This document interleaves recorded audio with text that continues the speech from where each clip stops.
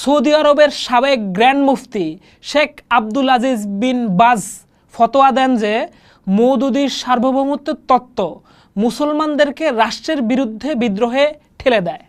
মিশরের আল আজহার বিশ্ববিদ্যালয় 60-এর দশকেই মওদুদির আরবি অনুদিত বইগুলোকে উগ্রবাদ সূচক গ্রন্থ তালিকায় অন্তর্ভুক্ত করে। ভারতের বিখ্যাত দেওবন্দ মাদ্রাসার শাইখুল ইসলাম হুসেইন আহমদ মাদানী 1948 সালেই মওদুদিবাদকে শয়তানি ফিতনা বলে ব্যাখ্যা দেন। তিনি যুক্তি দেখান, ইসলাম কোনো রাষ্ট্র দখলের কৌশল নয়, বরং রুহানি নৈতিক ইমারত। রাজনীতি তার ফল, গোড়ার উদ্দেশ্য নয়।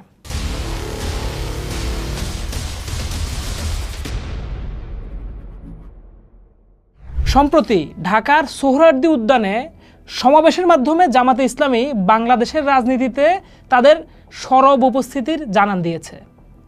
গণতান্ত্রিক পরিসরে রাজনৈতিক কর্মসূচি পালন করা যে কোনো দলের অধিকার হলেও জামাতের ক্ষেত্রে এই বিষয়টি বাংলাদেশের বিভিন্ন শ্রেণীর মানুষের মনে উদ্বেগের জন্ম দিয়েছে। সত্যি বলতে জামাতের ইতিহাস ও তার প্রতিষ্ঠাতা সাইয়েদে আবুল আলা মওদুদির দর্শন নিছক কোনো রাজনৈতিক মতাদর্শ নয়।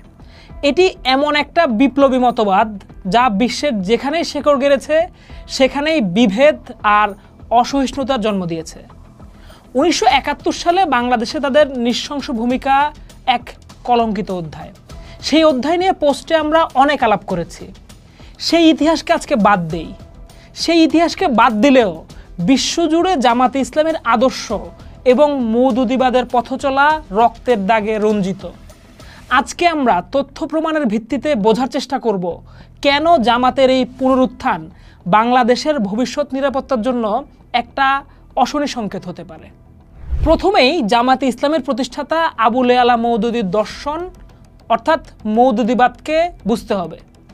একে বুঝতে হইলে এর কয়েকটা মৌলিক দর্শন বোঝা আবশ্যক, যা ইসলামের চিরাচরিত ব্যাখ্যা থেকে সম্পূর্ণ ভিন্ন এবং বিপজ্জনক।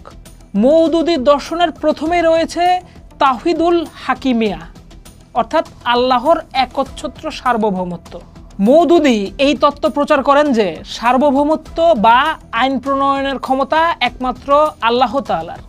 তার মতে মানুষের তৈরি আইন হোক তা গণতন্ত্র, সমাজতন্ত্র বা রাজতন্ত্র, অনুসারীরা হচ্ছেন সরাসরি শিরক বা আল্লাহর সাথে অংশীদারিত্ব স্থাপনের সমান পাপের অধিকারী।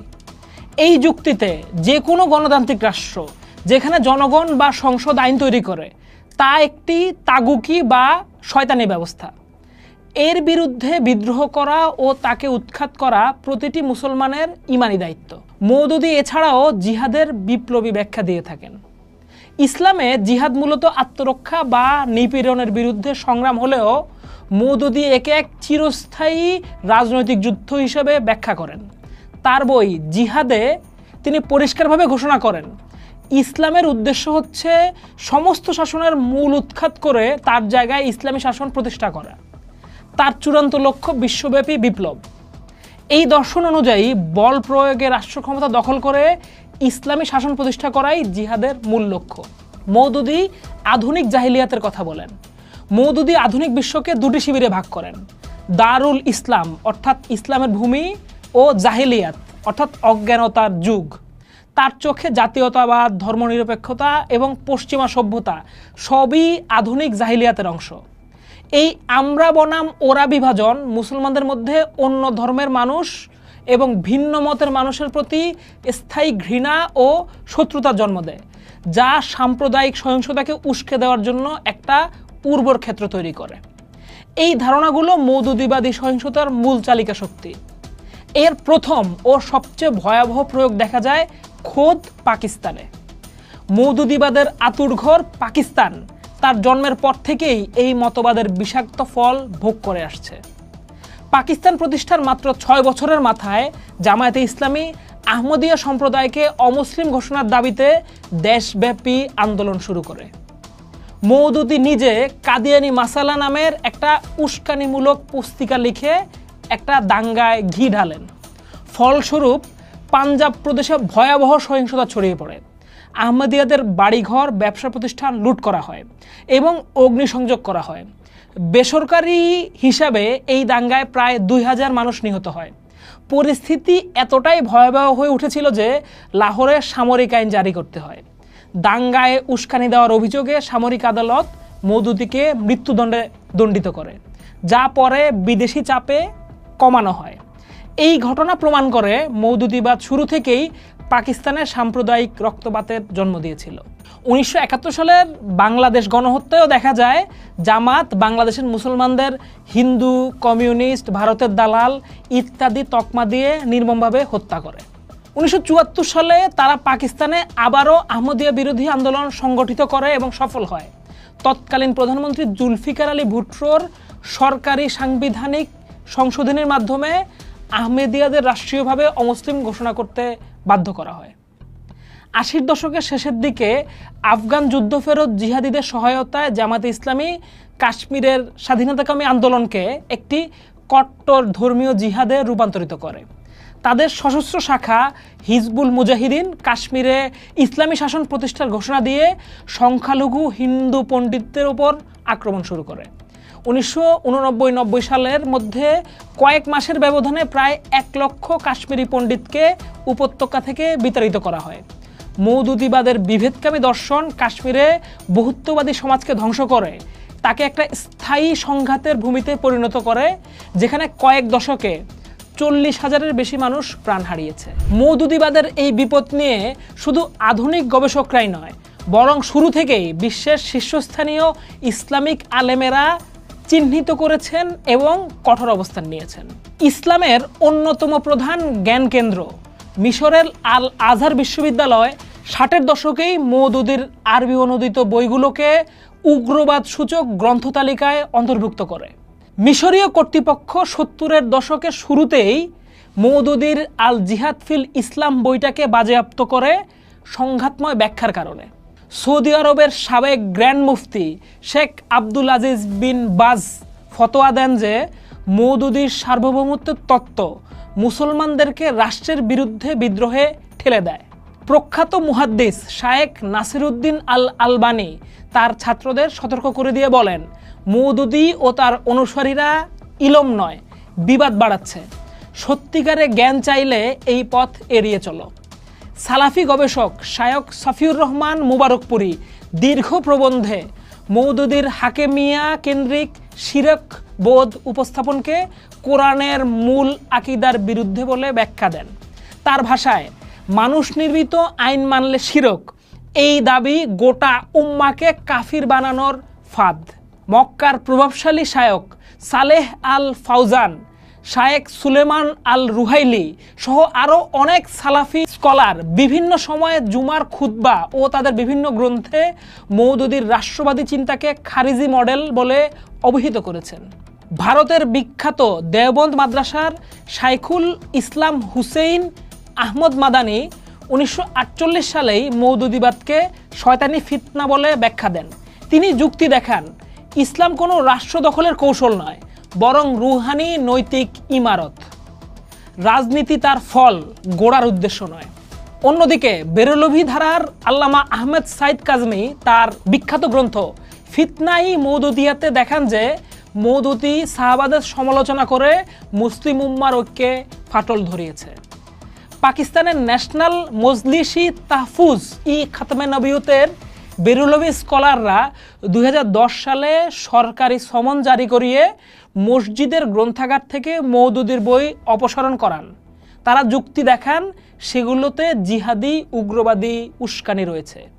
পাকিস্তানি আমেরিকান অধ্যাপক ফজলুর রহমান 1982 সালে ইসলাম অ্যান্ড মডার্নিটি গ্রন্থে লেখেন, মওদুদির রাজনৈতিক মাইক্রোমেশিন কোরআনের নৈতিক মূল ভাবকে আইনি রোবোটিক গুমটে রূপান্তরিত করেছে।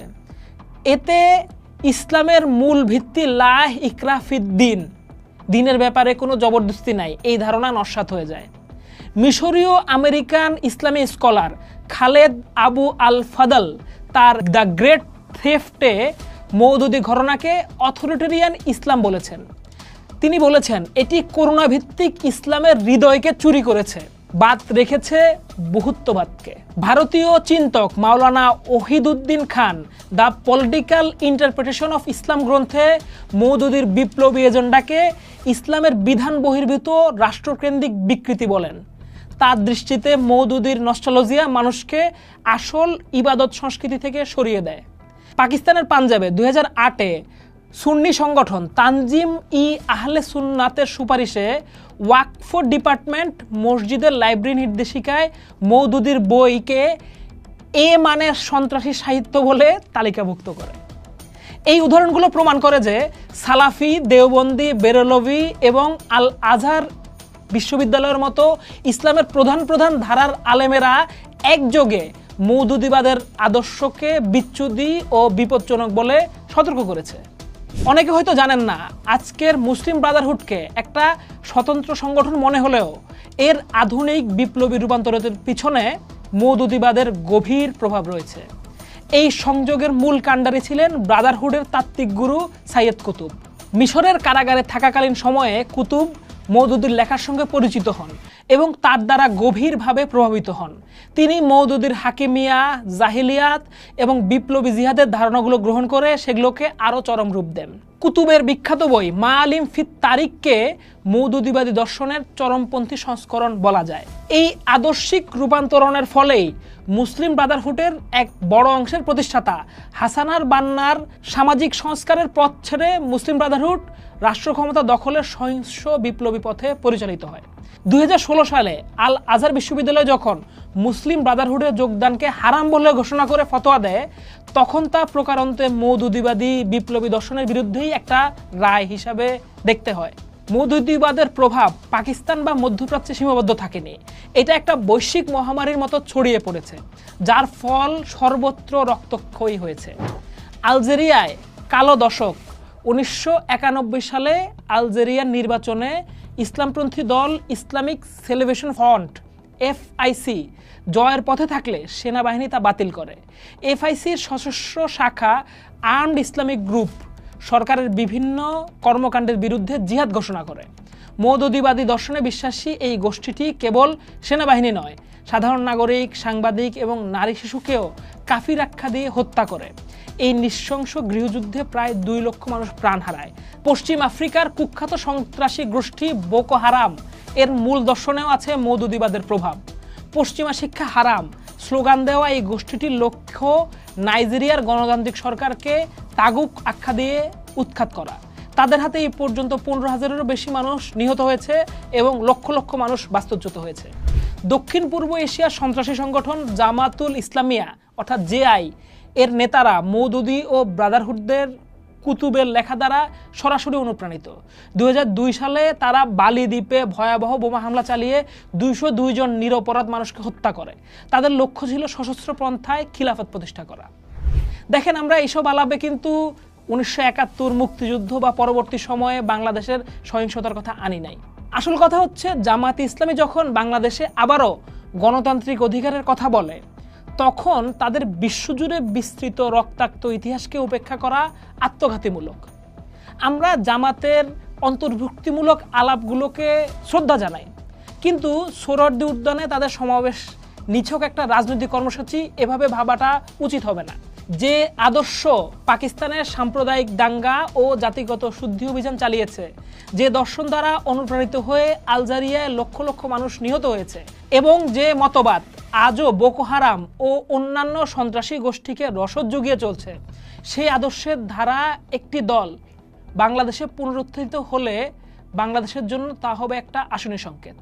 বিশ্বের শীর্ষ আলেম জামাতে ইসলামের প্রতিষ্ঠাতা মওদুদির দর্শনকে ফিতনা বলে প্রত্যাখ্যান করেছেন। ইতিহাস সাক্ষী দেয়, মওদুদিবাদ যেখানেই সুযোগ পেয়েছে সেখানেই গণতন্ত্রের কবর রচনা করে স্বৈরতন্ত্র প্রতিষ্ঠা করেছে।